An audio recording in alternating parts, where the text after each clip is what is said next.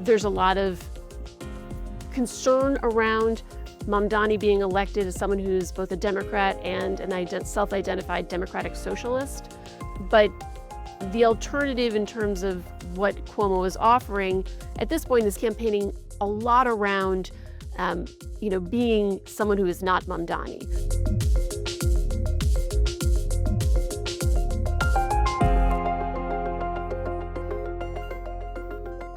Brigid, thanks so much. We went out on the streets, so to speak, and asked people across the 5 boroughs of New York some of the questions that they would have for the candidates. Here are a few. Okay, first, let's talk public transportation. I acquired a disability 11 years ago. I used a wheelchair, so I'm very invested in making the subway more accessible.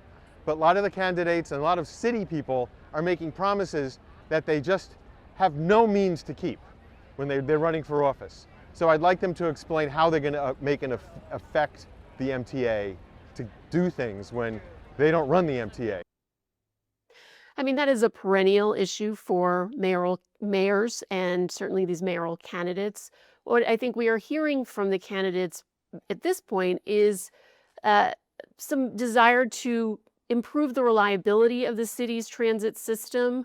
From Zohran Mamdani, he has made a pitch to provide fast free buses. That's one of his signature planks of his affordability platform. And the way he says he will accomplish that is pointing to the pilot that he has already done working in the state legislature of some free buses, and talking about his ability to work with Albany to expand on that pilot going forward. Similarly, you hear from former Governor Andrew Cuomo this idea of improving transit's reliability and some targeted support for riders. But also, to that voter's point, this becomes an issue where you need to have a partnership with Albany.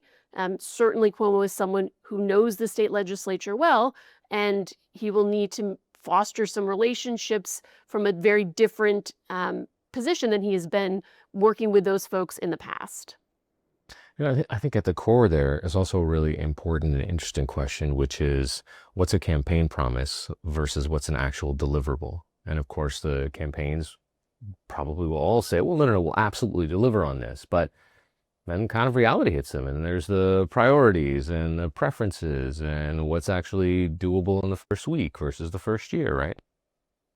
Absolutely. I mean, some of the proposals we've heard from all of the candidates are rather significant changes to how the city is currently operating.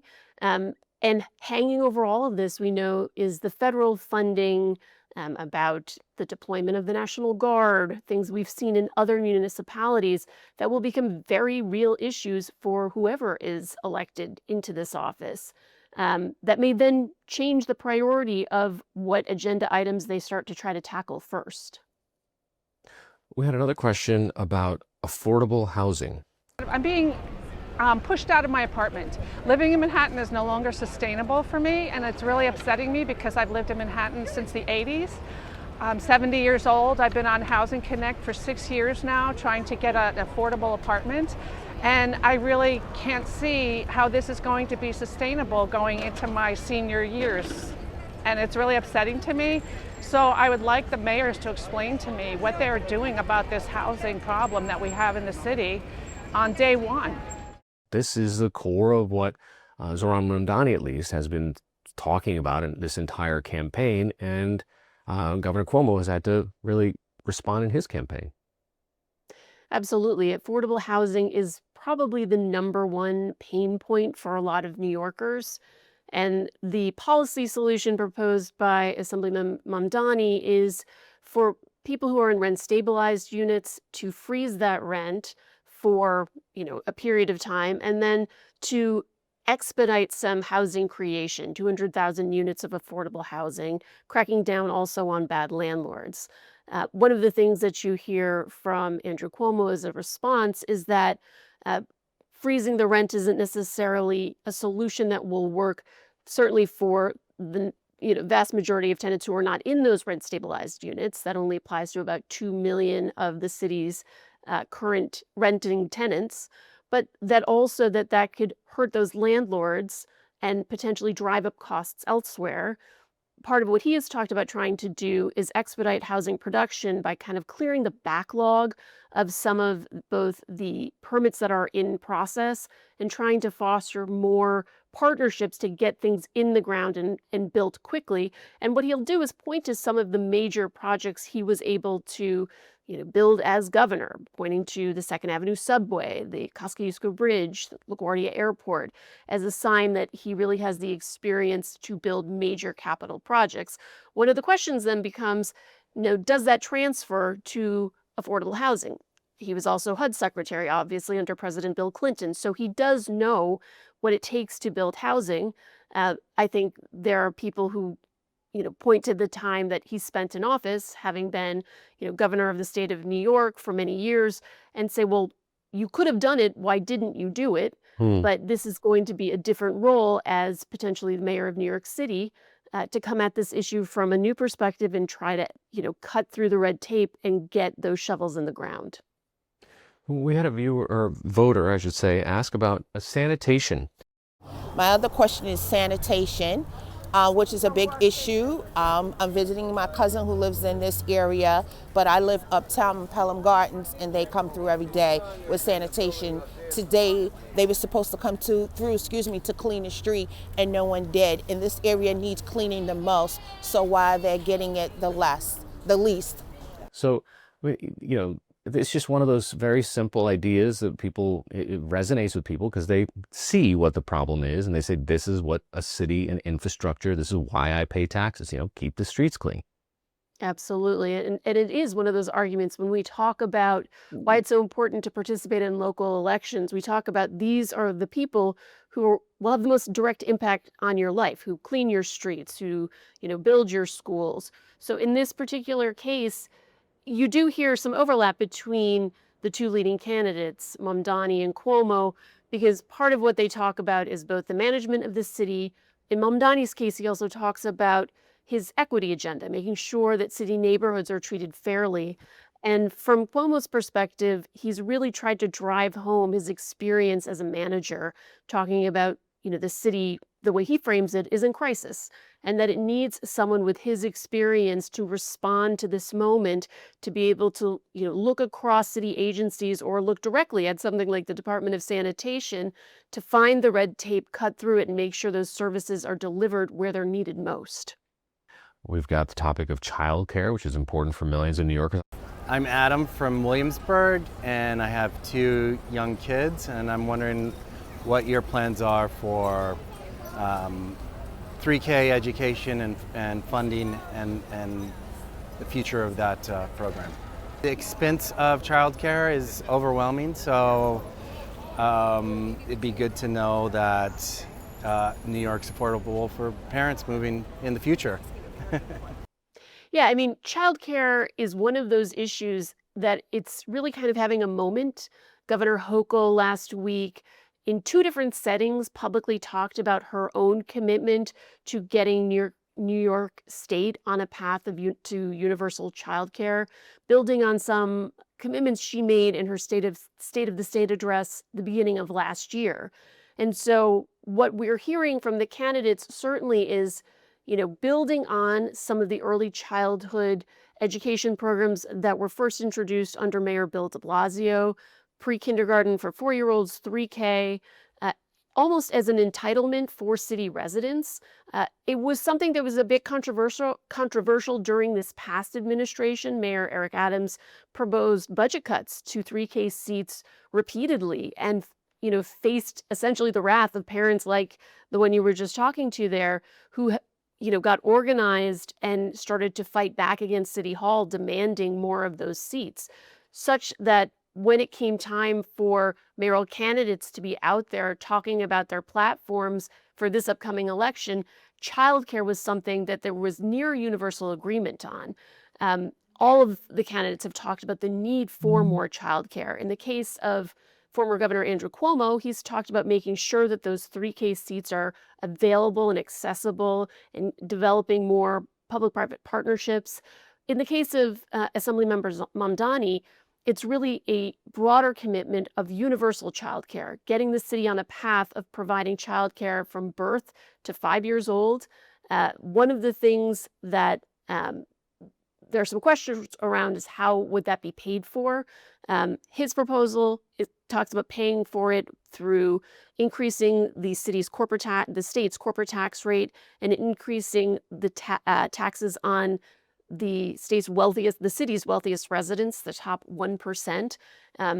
That is something where when we talk about what the mayor can do, what the mayor can't do. The mayor can't do those things alone. That's something that would require the state to be involved. Governor Hochul, who's also up for re-election next year, has signaled that is not the way she would go about trying to fund a program like that. But the fact that these conversations are happening, not just on sidewalks when you talk to voters, but also in boardrooms and among policymakers, is a sign that people are thinking seriously about how to do this, because it's such an economic drain on the state by not having it. Yeah, yeah. Well, one of the issues that most animated the people that we spoke to on the streets of New York was homelessness. A few different people responded to this.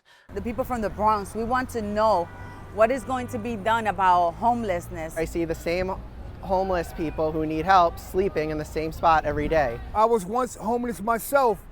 I once was one sleeping in the streets, hoping for the next meal. And I think part of the cleanup and betterment of the city is taking care of these, this vulnerable population. How are we going to do that? When you look down on a man, you look down to pick him up, not to look down on him. It's so much money in the city, and the citizens are living in the streets. That doesn't make any sense to me. Somebody got to do something about that. Well, when you hear the candidates talk about it, I think you do start to hear the differences in terms of how they see the city themselves. As I mentioned before, Andrew Cuomo, the former governor, talks about a city in crisis. And I think part of what he's talking about there are some of those images that we see of people who are struggling, who, are trying to get by living on the street corner like that voter in the Bronx described. One of the things that he has talked about is, stepping up the enforcement of some of those homeless encampments, making sure that people are not living on the street, and then trying to work towards getting them towards shelter and then towards housing. The difference with Assemblymember Mamdani is his proposal takes more of what he describes as a housing first approach, trying to move people into housing as a way to help them transition.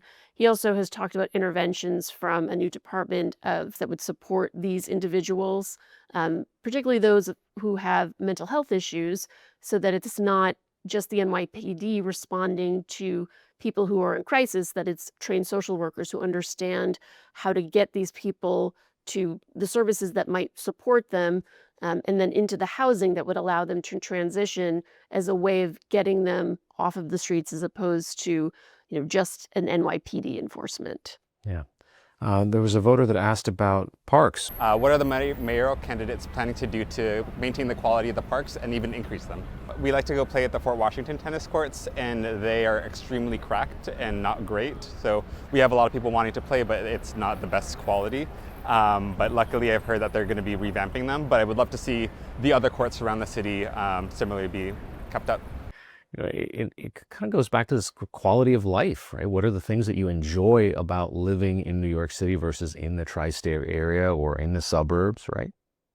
Absolutely. And we have seen some cuts to investment in parks during this past administration. So one of the things that you hear from these candidates is sort of a focus on how to support those green spaces under Assemblymember Mamdani's plan. Again, it's through a frame of equity, looking at how to improve the conditions in some of these underserved parks, making sure that depending on where you live doesn't dictate the quality of the green space and open space around you. Former Governor Andrew Cuomo has talked about trying to do more public-private partnerships and try to develop some support for these parks from some external mechanisms, as well as ensuring that there's investment from the city. I think the green spaces in our city are so vital to the health and wellness of our citizens here. And so it's something that both candidates have talked about. We hear from voters about the cost of living, affordability, housing in many different ways. Here's another voter. I want to hear direct conversations about how they're going to lower the cost of living for lower income and middle income New Yorkers, because that's got a effect of lifting all the rest of the boats. So I want to know how they're going to do that. Yeah, again, this really goes at the heart of how this mayoral race has been divided. The campaign from Assemblymember Zohran Mamdani has focused, squarely on these questions of affordability. That's why you hear him talking about fast free buses, about universal childcare, about municipal grocery stores, a way to lower the cost of food here in the city. And then, of course, freezing the rent for 2 million rent-stabilized tenants. From Andrew Cuomo's perspective, so much of these issues relate to needing to manage the city better. And by managing the city better, that would then, from his perspective, foster more investment, ensure that this city, New York City, which is synonymous with Wall Street and capitalism, that the jobs that are here stay here, that allows, more opportunity for people. And I think in those kind of different assessments of what the current needs are of the city, that's how you hear them, proposing to lower some of the costs, lowering it through more effective management from Cuomo's perspective, and then lowering those costs through more direct programs and proposals from Mamdani's perspective that speak to some of the pain points people are going through each and every day. This last voter question, someone asked kind of a basic idea question, which is voter participation. How are you going to get people to vote? Because the turnout's terrible. And people are being elected based on hardly anybody, and stuff. And if you can get people to come out and vote, then you will have done us all a big favor. And we've seen throughout this campaign a lot of stories about kind of Zohran Mamdani's kind of unconventional social media campaign style and so forth, and that's given him a lot of press and coverage. You've seen enormous amounts of money poured into negative ads, flyers, etc., from the Cuomo team, and just advertising spending in general in the run-up to the primary. But is that having an impact, or how can they have an impact on increasing turnout, especially in off-year election cycles? Yeah, I mean, we can't quite look into our crystal ball and know what the turnout will be in early voting and on the general election, but we can look back at what the primary turnout was like and if there were any lessons from that. And that was something that was very interesting to me. I've done a lot of reporting on voter turnout, who's turning out, when they're turning out. And throughout the primary, my colleague Joe Hong and I did a series of stories looking at early voting turnout to see if there were any trends, who was turning out in terms of age, in terms of where in the city, and what was that telling us about who was feeling energized. And there was some fascinating information that we learned from it. In that just early voting period, we've found consistently 18 to 34-year-olds made up the largest share of people who were turning out, which is unusual. And of those early voters, a quarter of them, 25%, were first-time primary voters, as compared to 3% in 2021. So then recently, my colleague and I, we did an analysis of the total turnout, including during the general election, of everybody who participated. What did it look like then? And we found that 7% of the voters who turned out during the primary were new primary voters. And again, that compares to 2% in 2021. So that's a 5-point increase. That is a significant change in the electorate. And many of those people, I went out to try and find them. I looked for people who had registered ahead of this primary. What they told me time and again, first of all, I didn't find, none of the people who I was able to track down and interview told me they voted for anyone other than Mamdani.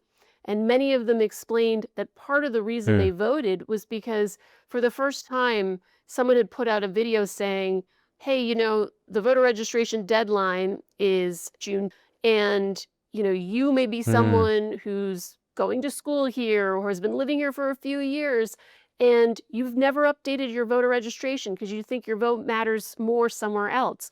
Well, you live here now. You should be voting in this election. And that call to action had a significant Yeah. impact. They really were able to expand the electorate. And then they have been keeping these voters engaged through all kinds of politically unconventional means. A scavenger hunt on an August Saturday in the middle of summer. They had a World Cup event talking about a World Cup czar. These are not the types of traditional political events that voters are used to. And we are seeing that, in the primary, it had an impact. Now, whether that momentum is something that the Mamdani campaign can maintain into the general is something we'll certainly be looking for. And we could continue to see the Cuomo campaign having, tremendous funding being invested into groups that are supporting the campaign and the campaign itself. One of the issues that we hear voters talk about is, there's a lot of concern around Mamdani being elected as someone who's both a Democrat and an self-identified democratic socialist. But the alternative in terms of what Cuomo is offering at this point is he's campaigning a lot around, being someone who is not Mamdani, bringing his experience, but really Yeah. warning people about the risks associated with Mamdani's election. And will that be enough to make the case to the general election audience come November? It's something we will see then, but it didn't work during the primary, so it raises questions about whether it'll be effective in the general. Brigid Bergin of WNYC, thanks so much. Thank you.